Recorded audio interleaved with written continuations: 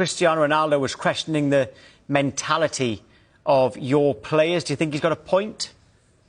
Not really, mate. Not considering what's happened so far this season. Yeah, you could pick out certain moments at the start of the season and from when Ronaldo last had his interview. But let's not forget the transformation from the summer, the players that have been shipped out of Manchester United. We've had a bad start, but surely mentality comes from dealing with a bad start. And now I would ask the same question again. What about where Manchester United are now? How have we recovered from that bad start? And being 2 points off second in the league, from them highlights there for Manchester City game, I just look at it a different way now and think the structure is starting to build and it's going to take time. But again, I just don't agree with everything he's saying there. I think it is going back a little bit to that 3 year ago interview as well with Piers Morgan, to be honest. Well, what do you think's changed in those 3 years then since he did that? Well, if you remember back to that last interview that he did, he was moaning about the facilities at Carrington, the facilities at Old Trafford. Manchester United have not moved forward. Since that interview, Manchester United have got a brand new state-of-the-art training ground. That's changed since Ineos came in.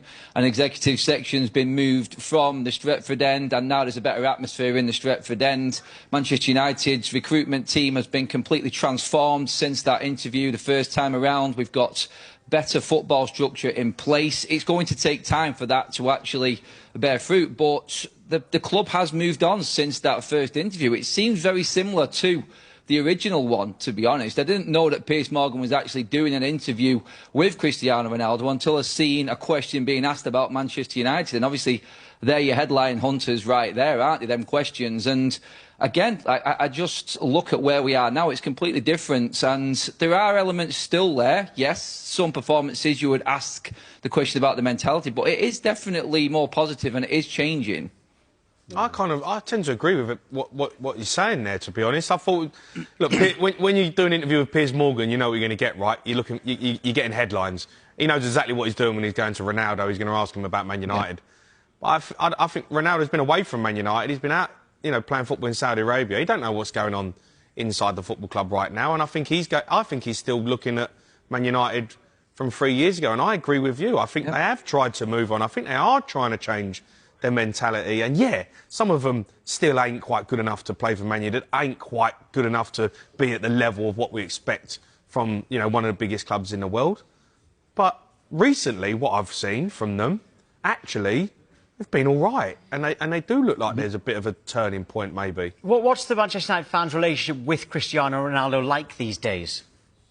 I think I was heavily criticised for my opinion of Cristiano Ronaldo when he originally had this interview, because if you remember it, we were playing Spurs and Cristiano Ronaldo walked off the pitch before the game had finished. For me as a fan, I don't care who you are, if you walk off that pitch, no matter what's going on it, by the way, United were winning at that point as well, if you walk off the pitch and leave your teammates behind, I don't care. Like, that is not acceptable at any level, no matter how big a legend you are. So that was my opinion then. I think a lot of water has gone under the bridge since then. He's always going to be classed as one of the world's greatest players, and I think he does truly believe that Manchester United have fallen and he has got the club at his heart. And I think every single fan looks at what he said about the ownership and the structure in exactly the same way. He was speaking like a bit of a fan back 3 years ago, but it's 3 years on, and we need to move past players like Cristiano Ronaldo and that. It's a new era at Manchester United, and we are trying to get ourselves back up and running again. Ronaldo will just be one of them great players at the football club and one of the greatest players that ever played the game, and that's about it, really, for me. Well, you're definitely on better form now. How confident are you about the Tottenham game on Saturday? A fight for second place, it would seem, this weekend. I would say this game between United and Spurs this weekend I think he's going to show which team possibly has got the better chance of being in Europe. I think just before the international break, both teams, Spurs obviously got the win through the week after a bad performance against Chelsea. United's resurgence and form is back on. It's a 50-50 game and probably one of the most difficult ones to pick a result out of this weekend by a mile. And I just think whoever comes out of it will probably get a massive boost going into the busy, festive fixtures coming up after the next international break. I honestly cannot call this game because of how both teams' seasons have gone so far. Yeah, I agree. I can't remember what you said last time you were on about where you see you finishing this season. I know, a lot of the fans, well, our neutrals' opinions have changed throughout the season. What did you say last time, and what do you think is achievable? I was on with Jay last time, and a Liverpool fan, Tom, and it was a question of who's the bigger club. That's right. And I said, right. I was a bit gutted. Yes. I was a bit gutted that I didn't get a chance to come back on after the Liverpool game, to be honest. But I did say, look, Manchester United going into the Liverpool game straight off the international break again was a free hit for Amorim. He took advantage of that. I thought he played onto Liverpool's frailties well with his tactics.